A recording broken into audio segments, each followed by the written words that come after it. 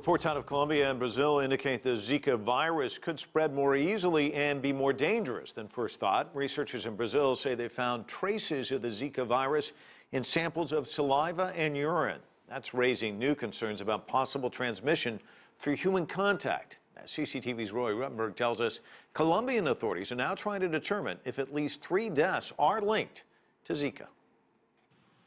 The Brazilian scientists say that traces of Zika were identified in samples from 2 patients infected by the virus.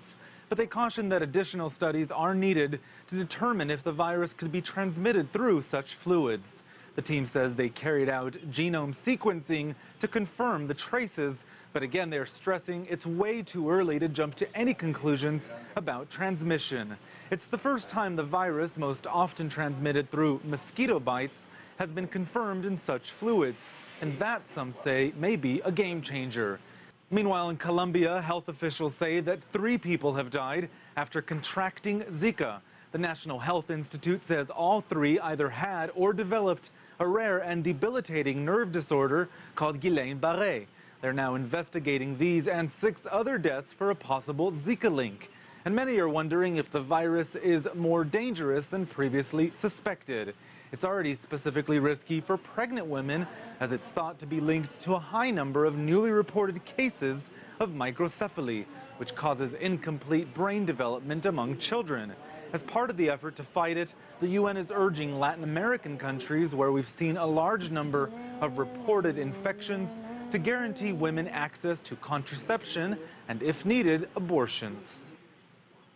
The advice of some governments to women to delay their pregnancies ignores the reality that many women and girls simply cannot exercise control over whether or when or under what circumstances they become pregnant, especially in an environment where sexual violence is so common.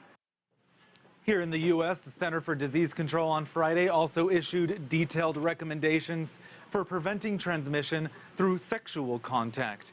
Included in the guidelines, advising men who have recently traveled to Zika-affected areas to abstain from sex with their pregnant partners for the duration of the pregnancy.